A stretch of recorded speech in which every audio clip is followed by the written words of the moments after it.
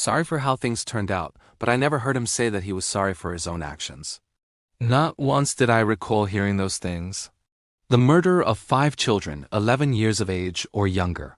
Now recommend to the court to be sentenced to death. They say I am evil and the monster. He is the worst of the worst. This is Anthony Kirkland, who is facing 4 murder charges in Cincinnati, Ohio. Between the years of 2006 and 2009, Kirkland kidnapped, assaulted, and strangled 4 women, including two young teenagers before setting their bodies on fire to hide the evidence. For years, Kirkland got away until DNA evidence connected him with the murder of his last victim, 13-year-old Esme Kenny, punched on her. She tried to fight back, but kid fighting a grown man, and he got the best of her and drug her in the woods, dressed her, and set a body on fire. Kirkland claimed he was remorseful, but the public had their doubts. Apologize for the happenings. Are you a monster? If we seen any human being born as a monster, something had to make an individual the way that they are, and I think that's what need to be questioned. Kirkland acted tough and emotionless. That is until he realized he could face the death penalty. This was his reaction to the news for aggravated murder. After that, Kirkland had a suspicious change of heart. They say I am evil and a monster. They're right. Not only did he admit to the killings, he begged the jury for mercy. I could not stop the rage and the anger and make the bad Anthony go away. I do not blame you if you kill me. I don't deserve to live, but please spare my life. His confession sent chills down the jury's spines, but would they listen to his plea? This is the moment Kirkland learned his sentence. We therefore unanimously find that the sentence of death should be imposed upon Anthony Kirkland. It's signed by all 12 jurors, including the 4-person. Kirkland got 4 death penalties, 1 for each victim. I've tried 4 serial killers in my life. He is the worst of the worst, and he cannot be killed by the state of Ohio soon enough for me. The public was pleased with his sentence, and so were the victims' families. We want to see him die. Kirkland begged for the jury's mercy, but the next defendant's reaction is somehow even scarier. This court finds that death is the only appropriate penalty for the defendant. Smith's demeanor seemed relaxed. He stood and nodded at jurors when introduced, and during breaks he smiled and chatted with his attorneys. This is Donald Smith, who's charged with battery and first-degree murder in Jacksonville, Florida. In 2013, Rain Perwinkle made a 911 call from the Walmart parking lot. I met a man today at Dollar General. He saw that I was struggling to buy them some clothes. He brought us here to buy us some clothes. And the only reason I went with him because she said his wife was going to be here. 7-year-old Donald Smith met the family at a Dollar General and offered to do them a good deed to use his $100 Walmart gift card on clothes for Rain's children. He said his name is Don. He said he was supposed to meet his wife here and his wife never showed up, and I couldn't figure out why. His wife didn't even shop at Dollar General. Rain got into his van with her children and went to Walmart. But as she watched her children shop, Smith pulled aside 8-year-old Cherish and asked if she would like some food. Unaware of the impending danger, she left with him, never to be seen again. I had this cart full of clothes that he said he was going to pay for with a $100 gift card. And I had a bad feeling. I thought, well, I feel like pinching myself because this is too good to be true. So I got to the checkout. He's not here. Isn't here. I'm hoping he's not her right now. The police put out an Amber Alert, but the entire night passed before they found a clue. Hi, we calling about a suspicious van over here. A white van. A witness called saying she'd seen a suspicious van parked at the back of a church parking lot that morning, all right? And you said it's now gone. Yes, ma'am. But you think he may have just in case he might have dumped something, right? We don't know, but just in case. It looked like suspicious because it was all the way to the back. When police arrived, they found Cherish's body. It showed signs of assault and strangulation. Hours later, the police found Smith driving down the highway. Step out of the vehicle. Face away from us. Keep your hands in the air. Stop. Smith was arrested. To no one's surprise, he claimed they had the wrong guy. But soon enough he opened up. Her now just happened. He admitted to kidnapping and assaulting her, but what he said next made their blood run cold. The comp, music. Smith acknowledged his twisted desires, but he just didn't care. Never be able to work through all this. Never. I'll never be okay. So rather than spend the rest of my life being humiliated by myself telling all this crap in my head, I might as well just die with it. Easier to just die with it, 'cause I'm probably never get through it anyway. That's what my brain's telling you. Smith confessed to his attorney that he preferred the death sentence. But it wasn't up to him. It was up to the judge. This is the moment he learned his sentence. The first-degree murder was especially heinous, atrocious, or cruel. The first-degree murder was committed in a cold, calculated, and premeditated manner. Accordingly, this court finds that death is the only appropriate penalty for the defendant given the highly egregious nature of this crime. Smith accepted his sentence with chilling indifference. But in this next case, the defendant can't seem to get enough of life behind bars. Never heard him say that he was sorry for his own actions. Not once. I am sentencing the defendant to death. This is Thomas Knuff, who's charged with aggravated murder, aggravated robbery, and kidnapping in Parma Heights, Ohio. Thomas Knuff wasn't even out of prison for a month before targeting the home of John Mann and Regina Capabiano. The couple had been pen pals with Knuff while in prison and even picked him up on his release date a month prior. Police arrived for a wellness check after the couple's friends hadn't heard from them. And that's when they discovered their bodies. Knuff was arrested but admitted no guilt. He showed no emotion, but the judge showed enough emotion for the both of them. Bodies rolled into carpet. Maggots. I needed fixed vapor rub to walk through that house on that crime scene. It is unlike something that you couldn't even imagine in a movie is really the most disturbing backpack. Cuff's lack of remorse came back to bite him. Mr. Cuff was sorry for how things turned out, but I never heard him say that he was sorry for his own actions. Not once did I recall hearing those things. This is the moment he learned his fate. I am sentencing the defendant, as it relates to count 2, the aggravated murder of Regina Capabiano, to death. Knuff's emotions stayed under wraps during trial. But how does that compare to when the real-life Joker gets the worst sentence imaginable?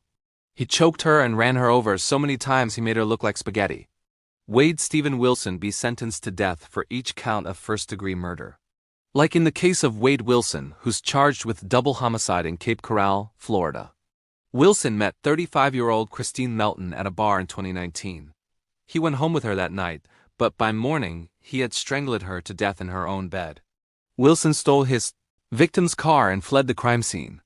On his way, he found 43-year-old Diane Ruiz walking along the sidewalk. He told his dad he then picked up a lady, asked for directions, then choked her and ran her over so many times he made her look like spaghetti. If you thought Wilson would continue to flee after his second murder, you're wrong.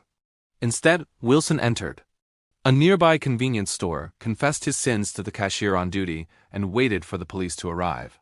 Wilson seemed ready to pay for his crimes. Once behind bars, however, he suffered a mysterious case of memory loss. Did you kill Christine Melton and Diane Ruiz? I'm not a monster. Yeah, I'm not a saint either by any means. I've made bad decisions in the past. Of course. In court, Wilson pled not guilty to the charges. But the judge wasn't convinced and that the second murder was cold, calculated, and premeditated. This was Wilson's reaction to his sentence. The totality of the circumstances warrants that the defendant, Wade Stephen Wilson, be sentenced to death for each count of first-degree murder.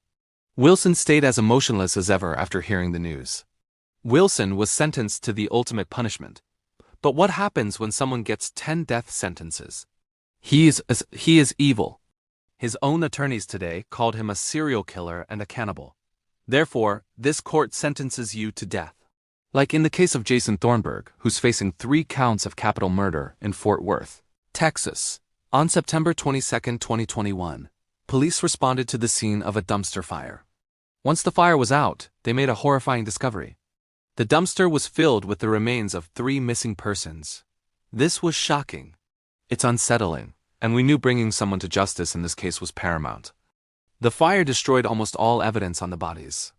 But using CCTV footage, police tracked the killer's car to a motel in a nearby town where they found even more disturbing footage depicted a resident of the motel exiting a room, carrying plastic bins with what we believe to be body parts of our victims. The room was occupied by Jason Thornberg, known around town as a highly religious drug addict. 3 of my detectives approached Mr. de Thornberg and asked him to speak with him. He agreed to come with us voluntarily to our office to speak with us. Once back at our office, Mr. Thornberg participated in a consensual interview with my detectives, during which time Mr. Thornberg admitted his involvement in the death of the 3 individuals that were recovered in the dumpster on Bonnie Ground. Shockingly, he admitted to his crimes and even revealed his motive. Thornberg described having an in-depth knowledge of the Bible and believed that he was being called to commit sacrifices. But that's not all. Thornberg confessed to eating the victims' hearts as part of the ritual. In court, Thornberg showed no emotion, not even as his victims' families cursed him to hell. Jason wants drugs, fornication, religious recognition, and blood. Mr. Thornberg, however you or anyone else might try to offer an excuse. You murdered, committed perverse acts, and desecrated the bodies of our loved ones because you wanted to. I do believe, and it's my opinion, that you are a danger to society. And the only thing that you do deserve is death. The victims' families pushed for the death penalty, and so did the prosecutor. He is a psychopath. He is evil. He is the type of evil that we want to believe doesn't exist in our community. Meanwhile, Thornberg sat as still as a statue, but would he remain unbothered when the judge revealed his fate? Jason Allen Thornberg, you have been adjudged by a jury to be guilty of capital murder, and the juror has answered the special issues making it mandatory that your punishment be dead. Therefore, this court sentences you, Jason Allen Thornberg, to dead. This sentence shall be executed at any time after the hour of 6 p.m. on the day set for the execution by intravenous injection of a substance or substances in a lethal quantity sufficient to cause death. And until you, Jason Allen Thornberg, are dead. Not even the death sentence could get under Thornberg's skin. But for our next defendant, well, he doesn't stay so collected. I claim I'm hurting people and there's nothing they can do about it. Defendant is guilty of murder in the 1st degree. I had no regrets in my life and I'm proud of every decision I've ever made. This is Peter Absinu, who's facing 2 counts of 1st-degree murder, robbery with a firearm, credit card fraud, and grand theft auto in Wilton Manors, Florida. On Christmas Day in 2010, 38-year-old Peter Absinu unexpectedly showed up at his mother's house in a car she had never seen before. He said he had done something that he needed to get away for 6 months, and then everything would be all right. Jeannie Absinu tried to ask questions, but every answer was worse than the last. I said, "Is the car stolen?"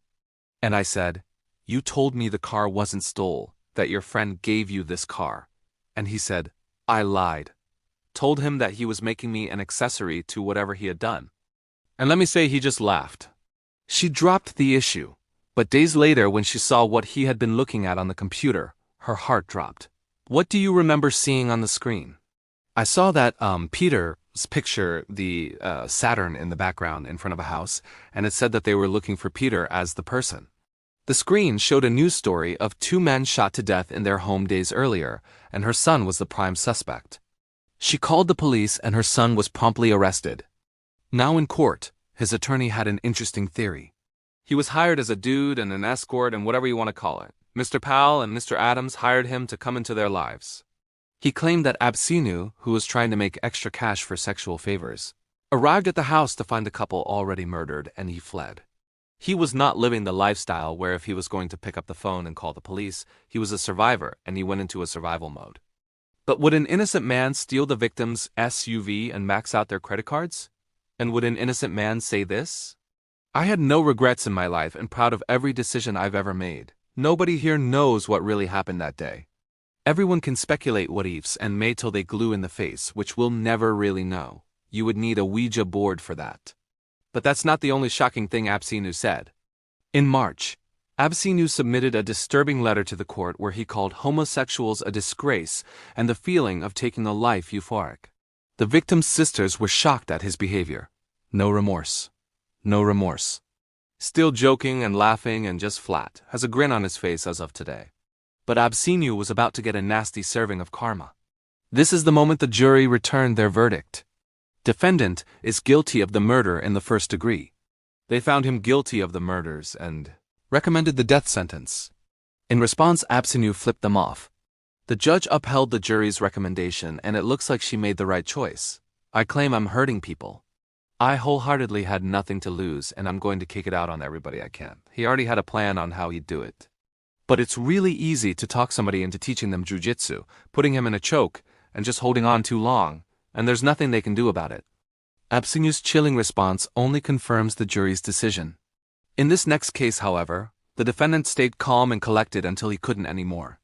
We are going to do everything in our power that you never see the light of day outside of a prison again. This is Lonnie Franklin Jr., who's charged with 10 counts of murder and more assault charges in Los Angeles, California. Starting in the 80s, women began to go missing from the streets of Los Angeles. Police found their bodies in alleyways across town, but the killer never left a single clue. Then suddenly, the murders stopped. The pause earned him the nickname Grim Sleeper. That is until the 14-year hiatus ended in 2002 when another woman's body was found in an alleyway with the same mo. Again, police had zero leads until this.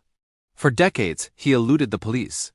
But today, I'm proud to announce that this terror has finally come to an end. Police used recently developed technology, familial DNA, to track down their killer. Yesterday, the LAPD arrested Lonnie David Franklin Jr., a man suspected of killing at least 10 young women in South Los Angeles in a series of murders that spanned from 1985 to 2007. After being arrested for an unrelated crime, the DNA of Franklin's son pinged a partial match to the cold cases that led police right to Franklin's door. He is our man. You are not 100%. You are not 100%. 100%. Investigators turned up the heat during the interrogation, but Franklin didn't take the bait. You have sex with them. You kill them. And then you dump their bodies in alleys throughout the city of Los Angeles. Most of them near not too far from your house. Refuse to confess. That's when investigators finally dropped the bomb. It's like a dog pissing on a fire hydrant. That's you. You're leaving your mark every single time you do this. Well, now the science has caught up with you. But still, Franklin refused to confess. It's not me, my man. I'm sorry. It's not me. Okay, then you tell me. You tell me how all of your DNA got on every one of these girls. I have no way. I have not a clue. The investigation was going nowhere. But the officers left him with this chilling prophecy.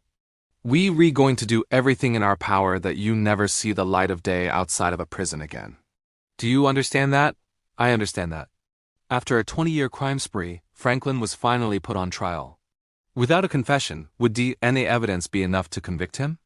This is the moment the jury reads their sentence. Guilty of the crime of first-degree murder. Guilty of the crime of first-degree murder. Guilty of the crime of first-degree murder. Franklin was found guilty on all 10 murder charges. Finally, the judge released his sentence. I've come to this conclusion that it doesn't matter why. I can't think of anyone that I've encountered in all my many years in the criminal justice system that has committed the kind of monstrous and the number of monstrous crimes that you have. Lonnie Franklin Jr., for the first-degree murder of Deborah Jackson, is alleged in count 1 and the special circumstance of multiple murder. It is the judgment and sentence of this court that you shall suffer the death penalty. Franklin fled the courtroom. Applause. Justice was served for these 10 women, but this case isn't over yet. While searching his house, officers found photos of over 100 more women, and no one knows where they are. These are women probably in the final moments of their lives before they were killed by this alleged serial killer. Hopefully there's a good outcome for some of them, but it's not looking good at this point. In March of 2020, Franklin was pronounced dead of natural causes in his prison cell. Any remaining information has died with him. Franklin could barely keep his emotions in check, but in this next case, the defendant couldn't hold back the floodgates. God, I'm sorry. Children not love you. I hope Mary gets someday worthy too. And the murder of 5 children 11 years of age or younger. This is Timothy Jones Jr., who's charged with 5 counts of murder in Lexington County, South Carolina. On August 28, 2014, Jones took his 5 children out of school and daycare. Days later, their bodies were found abandoned in a field in Alabama, 6 hours away from their home in Lexington. Their father was immediately arrested, and what he told police would shock them to their core. What did you tell us early? So Nathan was dead, and then what happened? I followed suit with the other 4, and how did you feel? That was with my hands. With your hands? Can you describe what you mean by with your hands? Around their neck. Around their neck. Okay. He admitted to forcing his oldest son Nathan to do physical exercise for an hour as punishment for lying. Then he said he found Nathan dead, so he killed the rest of his children. Did any of the other children say anything before you killed him? Gabriel said, I love you. Oh, I'm too sorry. Jones wept in shame at his own crimes, but it was too late. God, I'm sorry. Joel would not love you. I help kids. What did they do to music court? Jones could not stop crying. Neither could his family. Live in hell. Music. I don't know how to explain it. It just changed my whole world, you know? That's Jones's father. After the death of his grandchildren, Jones Sr. had to remove his pool to stop the painful memories. He even stripped shirtless in court to show the jury the murals of the children on his back. Then the children's mother got on the stand. Sorry. And as a mother, if I could personally rip his face off, I would. That's the mom in me. That's the mama bear in me wanting to just make him feel everything they felt. However, when asked if she wanted Jones to receive the death penalty, she said this: I can't bring myself to want anybody to die. That's something that I say because I have to be okay with what I say on this stand. This is something I have to live with. She left the decision to the jury, and this is the moment Jones learned their decision.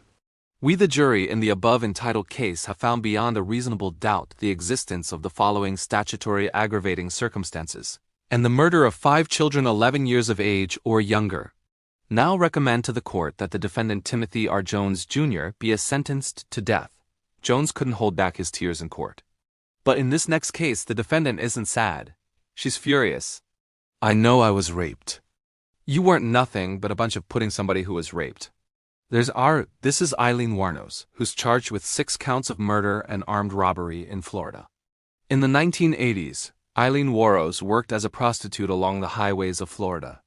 However, Warnos' girlfriend, Tyra, had a spending addiction that made the couple desperate for money. Desperate enough to kill. She loved you, didn't she? Yes. She said she could do anything, but you didn't. Yes, she did. Warnos began luring clientele under the guise of work. Then after the deed was done, she would kill them and rob them blind.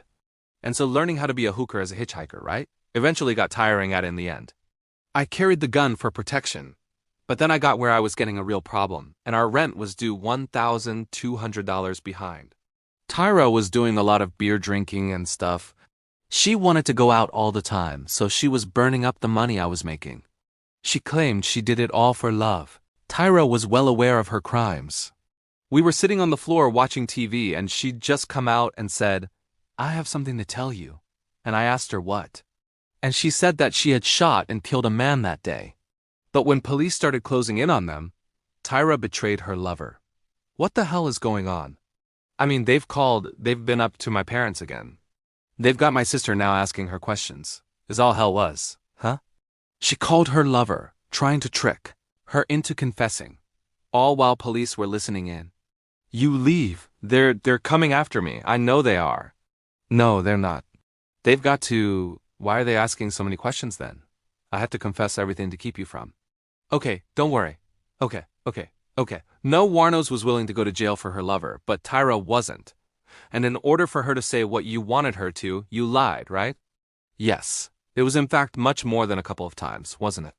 It could have been, you were called to death forces. Yes, I did. When Warnos learned the truth, something inside her snapped. I got big finger in all your faces. Thanks a lot. You're inhuman. You're an inhumane bunch of living bastards and you're going to get nuked in the end, and pretty soon it's coming. Sentencing was swift, but she didn't take it well. I sentence you to death for the murder of Charles Humfer. I sentence you to death for the murder of David Spears. Probably I'll be up in heaven while you're rotten in hell. If you thought that was outlandish, just wait. Your wife and kids get raped. I would ask that you would find his office. I know I was raped. You weren't nothing but a bunch of stumps. Therefore, these proceedings are not putting somebody who are music. Warnos' execution was carried out on October 2nd, 2002, and these were her last words. This is the last time I'm going to say it. You have to kill Eileen Warnos. 'Cause she kill again. While Warnos died for her greed, nothing can compare to a killer who kills just to see how it tastes. Literally, we just things that she wanted. We made the agreement. I took it. I cut them up and I took them upstairs and I hit them. Like in the case of Mark David Latunksky, who's facing charges for open murder and mutilation of a body near Asso, Michigan. Latunksky met 25-year-old Kevin Bacon through Grindr in December of 2019. County 911. I want to get away from some creepy guy in his basement. I'm sorry. What's that? You after me? Help me. On Christmas Day, Lady's own husband dropped him off at his separate residence before Latunksky's date with Bacon. He appeared to be normal. He never exhibited any signs that anything was wrong, but something would go wrong. Days later, police discovered Bacon's mutilated remains in a hidden room of Latunksky's house. When Latunksky was brought in for interrogation, things immediately went airy. Is my name Mark David Latunksky? No, my name is Edgar Thomas Hill. Latunksky believed he was switched at birth and given a false identity. But if you thought that was outlandish, wait until he details the murder. I'm not going to force you to do anything, right? This is you. And so he puts the stuff on. You lock up his car to make sure all his everything is secure so that nobody is that come in and steal anything. Right, I understand. So then you drive to your house. You get back Yeah, you get back to the house and you guys go inside. When you get home to the house, is it just you two? It's just us two. Okay, he said that everything was consensual, including the murder. You do know how many times I have, and it brings me to tears a little bit because, you talk to. And you realize how a person just life goes, But in talking to you, I've never done this, but I've never done this before. Okay, so what did he do? We chatted for a while. He described the things that he wanted, and we made the agreement, and he was supposed to disappear, be gone.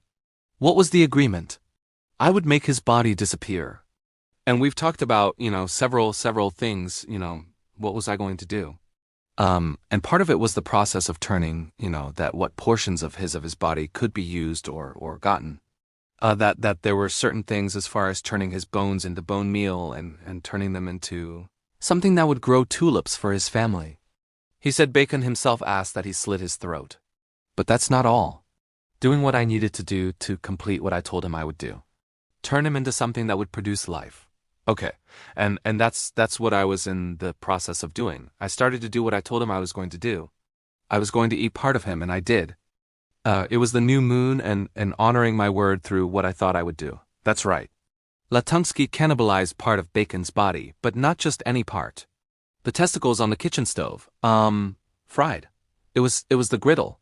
I eat Rocky Mountain oysters anyway. He chose the testicles for a special reason. He already had a recipe for them. I have a carton of them that I bought in. So it's really very simple. You slice them in. You saute them with some worship fire sire sauce. And once they're done, you just eat them. The other portions were going to be a jerk on the line. With Latunksky's confession and the mountain of evidence, his lawyer advised him to plead guilty. Did you use a knife to stab Mr. Bacon? Yes, I did. After Mr. Bacon was dead, did you remove part of his body, specifically his testicles? Yes, I did. Did you move those testicles to the kitchen? Yes, I did. This is the moment Latunksky learned his sentence. The most serious crime deserves the most serious sentence, that of life with no possibility of parole. Mark David Latunksky was spared the death penalty by pure chance. Luckily for him, there is no death penalty in the state of Michigan.